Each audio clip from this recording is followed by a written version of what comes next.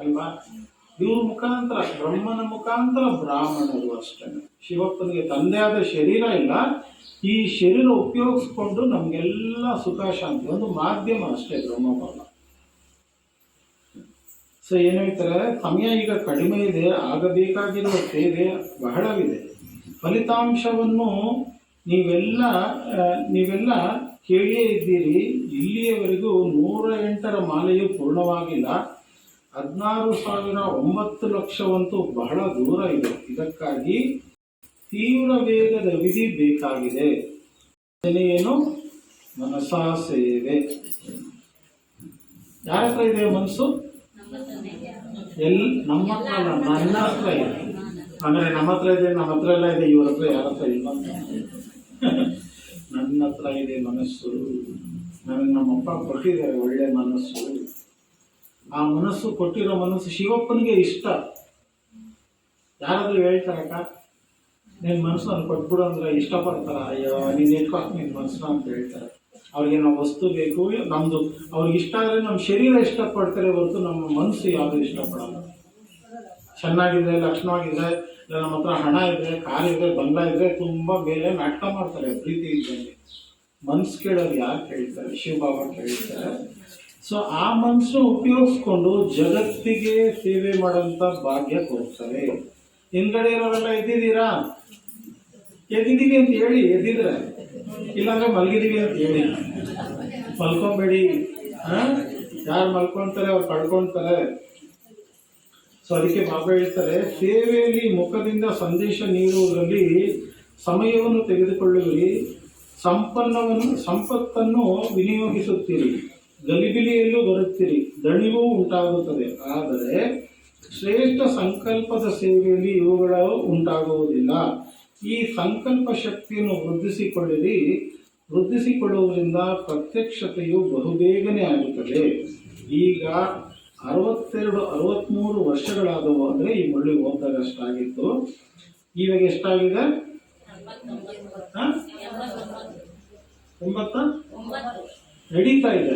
Complete ಆಗಿರೋದು 88 ಅಲ್ವಾ? ಈಗ 63 ವರ್ಷಗಳಾಗಿದ್ದೆವು. ಇಷ್ಟು ಸಮಯದಲ್ಲಿ ಎಷ್ಟು ಆತ್ಮಗಳನ್ನು ಸಿದ್ಧ ಮಾಡಿರುವುದು? 9 ಲಕ್ಷವೂ ಪೂರ್ಣವಾಗಿಲ್ಲ. ಇನ್ನು ಇಡೀ ವಿಶ್ವಕ್ಕೆ ಸಂದೇಶ ತಲುಪಬೇಕಾಗಿದೆ. ಎಷ್ಟೊಂದು ಕೋಟಿ ಆತ್ಮರುಗಳಿದ್ದಾರೆ? 850 ಕೋಟಿಯಲ್ಲಿ ಎಷ್ಟು ಕೋಟಿ ತಲುಪಬೇಕಾಗಿದೆ? ನಾನು ಅದಕ್ಕೆ ಕೇಳಿದ್ದು, ಅಕ್ಕ ಏನೋ ಹೇಳ್ಬಿಟ್ರು ಎಲ್ಲರಿಗೂ ಗೊತ್ತಿದೆ ಅಂತ. ಆದರೆ ಏನೋ ಹಂಗೆ ಹೇಳ್ತಾರೆ ಅಂತ ಅನಿಸ್ತಾ ಇದೆ ಹೊರತು ಸತ್ಯ ಇದು ಅಂತ ಯಾರಿಗೂ ಅನಿಸಿಲ್ವಲ್ಲ. ಅಲ್ಲಿವರೆಗೂ ಆಗ್ಬೇಕಲ್ಲ. ಇನ್ನು ಇಡೀ ವಿಶ್ವಕ್ಕೆ ಸಂದೇಶ ತಲುಪಬೇಕಾಗಿದೆ. ಎಷ್ಟೊಂದು ಕೋಟಿ ಆತ್ಮಗಳಿದ್ದಾರೆ. ಇಲ್ಲಿಯವರೆಗೂ ಭಗವಂತನೇ ಇವರ ಶಿಕ್ಷಕ, ಭಗವಂತನೇ ಇವರನ್ನು ನಡೆಸುತ್ತಿದ್ದಾನೆ, ಮಾಡಿಸುವ ಪರಮಾತ್ಮ ಇವರ ಮೂಲಕ ಮಾಡಿಸುತ್ತಿದ್ದಾನೆ ಎನ್ನುವುದನ್ನು ಸ್ಪಷ್ಟವಾಗಿ ಅವರಿಗೆ ಗೊತ್ತಾಗಿಲ್ಲ ಅಲ್ವಾ? ಸ್ಪಷ್ಟತೆ ಇಲ್ಲ. ಏನೋ ಹಂಗೆ ಹೇಳ್ತಾರೆ. ಅವರೇನೋ ಭಗವಂತ ಬಂದು ಕ್ಲಾಸ್ ಮಾಡ್ತಾರೆ ಅಂತಾರೆ. ಎಲ್ಲಾದ್ರೂ ಭಗವಂತ ಸ್ಕೂಲ್ ಸ್ಟಾರ್ಟ್ ಮಾಡ್ತಾರ ಅಲ್ವಾ? ಸನ್ಯಾಸಿಗಳು ಮಾಡ್ತಾರೆ, ಫಾದರ್ಗಳು ಮಾಡ್ತಾರೆ, ಗೌರ್ಮೆಂಟ್ ಅವ್ರು ಮಾಡ್ತಾರೆ, ಇಂಡಸ್ಟ್ರಿಯಲಿಸ್ಟ್ಗಳು ಮಾಡ್ತಾರೆ. ಭಗವಂತ ಬಂದು ಸ್ಕೂಲ್ ಶುರು ಮಾಡ್ತಾರೆ. ಇಲ್ಲಿ ತೋರಿಸಿ ಭಗವಂತನ ಹೆಂಗ್ ತೋರಿಸೋದು? ಶಿವಪ್ಪನ ಜ್ಞಾನ ಹೇಳಿದ್ರೆ ಬುಕ್ಗಳು ಎಷ್ಟೊಂದಿದೆ. ಇವಾಗ ಇಲ್ಲಿ ಎಷ್ಟೊಂದು ಇವರು ಲಿಂಗಾಯತ ಧರ್ಮದವ್ರು ಎಷ್ಟೊಂದು ಜನ ಇದ್ದಾರೆ. ಬಸವಣ್ಣವ್ರು ಹೇಳಿರೋ ಜ್ಞಾನ ಏನು ಕಡಿಮೆ ಇದೆಯಾ? ಇಲ್ಲ ಎಷ್ಟೊಂದು ಕೈವಾರ ತಾತಯ್ಯ ಅವ್ರದ್ದು ಜ್ಞಾನ ಎಷ್ಟು? ಅಲ್ಲಿ ಫಾರಿನ್ ಒಳಗೆ ನಾಸ್ಟೋಡೈಮಸ್ ಅಂತ ಹೇಳ್ತಾರೆ. ಆ ಥರ ಇವರೆಲ್ಲ ಮುಂದೆ ಏನೇನಾಗುತ್ತೆ ಅಂತೆಲ್ಲ ಬರೆದ್ಬಿಟ್ಟವ್ರಲ್ಲ, ಅವ್ರಿಗಿನ ಜ್ಞಾನ ಇದು ಅಂತ ಹೇಳ್ತಾರೆ ತಾನೆ.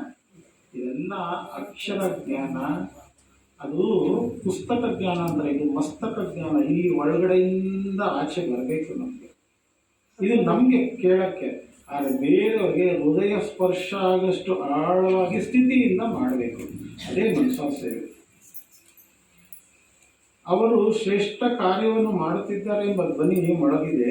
ಆದರೆ ಮಾಡಿಸುವವರು ತಂದೆ ಇನ್ನೂ ಗುಪ್ತವಾಗಿದ್ದಾರೆ. ನಾವು ಸಂಕಲ್ಪ ಶಕ್ತಿಯಿಂದ ಪ್ರತಿಯೊಬ್ಬರ ಬುದ್ಧಿಯನ್ನು ಪರಿವರ್ತಿಸಬಲ್ಲಿರಿ.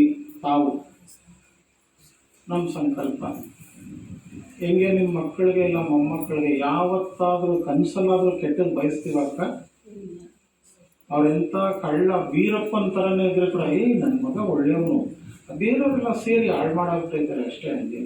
ಕಳ್ತನ ಮಾಡಿದ್ರೆ ಕೂಡ ಯಾರನ್ನೋ ಅವರು ಮರ್ಡರ್ ಮಾಡಿದ್ರೆ ಕೂಡ ಇಲ್ಲ ನಾವು ನಂತ ಹುಡುಗ ಅಲ್ಲ ರೀ, ತುಂಬ ಒಳ್ಳೆಯವನು, ಮನ್ಸು ನನಗೆ ಗೊತ್ತ್ರಿ, ಬೇರೆಯವರೆಲ್ಲ ಸೇರಿ ಹಾಳು ಮಾಡಿಬಿಟ್ಟಿದ್ದಾರೆ. ಹಂಗೆ ನಾವು ಪ್ರತಿಯೊಬ್ಬರು ನಮ್ಮ ಮಕ್ಕಳು ಮೊಮ್ಮಕ್ಕಳಾಗಿದ್ದಾರೆ. ಪೂರ್ವಜರು ಅಂದರೆ ತಾತ ಅಂತಾನೆ, ತಾತ ಇಲ್ಲ ಅಜ್ಜಿ ಥರ ಅಂತಾನೆ ನಾವೆಲ್ಲ ಆತ್ಮದಲ್ಲಿ ಪೂರ್ವಜರು. ಅದು ಈ ಅಜ್ಜಿ ಅನ್ನೋದು ಬರೋದೇ ಇಲ್ಲ. ಇಡೀ ಕಲ್ಪವೃಕ್ಷಕ್ಕೆ ತಾತಗಳಾಗಿದ್ದೀವಿ ನಾವು. ನಮ್ಮ ಮಕ್ಕಳು ಮೊಮ್ಮಕ್ಕಳಿಗೆಲ್ಲ ನಾವು ಸುಖ ಶಾಂತಿ ಕೊಡಬೇಕಾ ಬೇಡವಾ? ಇಲ್ಲ ಯಾರ ಜವಾಬ್ದಾರಿ ತಗೊಳ್ತಾ ಇದ್ದೀವ? ಅಯ್ಯೋ ಬಿಡಿಯೋಣ, ನಾನು ಹುಲ್ವರಿಬೇಕು, ತೋಟದ ಕೆಲಸಕ್ಕೆ ಹೋಗ್ಬೇಕು, ಹಾಲು ಕರಿಬೇಕು, ಬಟ್ಟೆ ಒಗಿಬೇಕು, ಅಯ್ಯೋ ಸುಮ್ಮನೆ ಇದೆಲ್ಲ ಏನು ನೀವು ಓವರಾಗಿ ಆಡ್ತೀರಾ ಅಂದ್ಕೊಳ್ತಾ ಇದ್ದೀವ? ಏನೂ ಇಲ್ಲ, ಇದೆಲ್ಲ ಮಾಡ್ತಾ ಕೂಡ ಮಾಡೋಂಥ ಸೇವೆ. ಅದಕ್ಕೆ ಹೇಳ್ತಾ ಇರೋದು, ನಮ್ಮ ಕೈ ಎಲ್ಲ ಆತ್ಮಗಳು ಯಾವ ಸೇವೆ ಮಾಡೋಕ್ಕಾಗುತ್ತೋ ಅದನ್ನೇ ಅಲ್ವಾದಿಂದಷ್ಟೇ ಸುಲಭವಾಗಿ ಮಾಡೋಂಥ ಕೆಲಸ ಸೇವೆ. ಶ್ರಮನೇ ಇಲ್ದಿರಂತ ನೀವು ಏನು ಮಾಡ್ತಾ ಇರೋಗ್ಬೇಕಾದ್ರೆ ಮಾಡ್ಬೋದು ಸೇವೆ. ಇದು ನೆಲ ಒರೆಸ್ತಾ ಇರಿ, ಆವಾಗ ಕೂಡ ಸೇವೆ ಮಾಡ್ತಾ ಇರೋದು. ಯಾಕೆ ನಮ್ಮ ಮನಸ್ಸು ಅಷ್ಟು ಅಮೂಲ್ಯ, ಜಗತ್ತಿಗೆ ಉಪಯೋಗ ಆಗೋಂಥ ಮನಸ್ಸು ನಮಗೆ ಅಲ್ವಾ? ಚಿನ್ನದಂಥ ಮನಸ್ಸು ಅಂತಾರಲ್ಲ, ಹಂಗೆ ವಜ್ರದಂಥ ಮನಸ್ಸು, ಜಗತ್ತಿಗೆ ಬೆಳಕು ಕೊಡೋಂಥ ಮನಸ್ಸು ನಮ್ಮದು. ಅದನ್ನು ಉಪಯೋಗಿಸ್ಕೊಳೋದ್ರ ಮೇಲೆ ಜವಾಬ್ದಾರಿ. ಅವಾಗೇನಾಗುತ್ತೆ, ನಮ್ಗೆ ಈ ಸಂಬಂಧದ ಏರುಪೇರು, ಅಯ್ಯೋ ಅವ್ರ ಮುಖ ನೋಡ್ರೇ ನನ್ಗೆ ಕೋಪ ಬರುತ್ತೆ, ಅವರು ಇದು ನೋಡ್ರೇ ನನ್ಗೆ ಅಸಹ್ಯ, ಹಿಂಗೆಲ್ಲ ಇದೆ ತಾನೇ ನಮ್ಮ ಮನಸ್ಸಲ್ಲಿ. ಎಲ್ಲ ಎಷ್ಟೊಂದು ಜನದ ಮೇಲೆ ಅವ್ರು ನೋಡ್ರೆ ಮಾತಾಡ್ಸೋಕ್ಕೆ ಇಷ್ಟ ಆಗಲ್ಲ. ಇದೆಲ್ಲ ಈ ಮನಸ್ಸು ಮಾಡ್ತಾ ಮಾಡ್ತಾ ಮಾಡ್ತಾ ಕರ್ಗೋಗಿ ನಾನು ಯಾರೂ ನೋಡ್ತಾನಿಲ್ಲ, ಶಿವಪ್ಪನೇ ನೋಡ್ತಾ ಇದ್ದೀನಿ, ನನಗೆ ಏನು ಬೇಕೋ ಅದು ಸಿಗ್ತಾ ಹೋಗುತ್ತೆ ಅನ್ನೋಷ್ಟು ಸ್ಟೇಜ್ ಬಂದ್ಬಿಡುತ್ತೆ. ಅದಕ್ಕೆ ಮಾಡಬೇಕು. ಮಾಡ್ಬೋದಕ್ಕ? ಸುಜಾತಕ್ಕ ನಲ್ನಾಳ್ ಸುಜಾತಕ್ಕ ಹಾಂ ಮಾಡ್ಬೋದಾ? ಎದ್ದಿದ್ದೀರಲ್ವಾ? ಸುಮ್ಮನೆ ನಿಮ್ಮ ನೆಪ ನೀವು ಕೋಪ ಮಾಡ್ಕೊಂಬಿಡಿ, ಆಮೇಲೆ ಟವಲ್ ಹಾಕೊಂಡು ಅಳ್ಬೇಡಿ. ನಿಮ್ಮನ್ನು ಕೇಳಿದ್ರೆ ಬೇರೆಯವರು ಎಚ್ಚರಿಕೆ ಆಗ್ತಾರೆ ಅಂತ ಹೇಳ್ತಾ ಇದ್ದೀವಿ ಅಷ್ಟೇ. ನೀವು ಮಲಗಿಲ್ಲ, ಅವಾಗಿಂದ ಎಚ್ಚರಿಕೆ ಇದ್ದೀರಾ, ಎಚ್ಚರಿಕೆಯಿಂದ ಇರ್ತೀರಾ ಅಂತಲೇ ಹಿಂದ್ಗಡೆ ಹೋಗಿ ಕೂತ್ಕೊಳ್ಳಿ ಅಂತ ಹೇಳಿದ್ದು ನಾನು.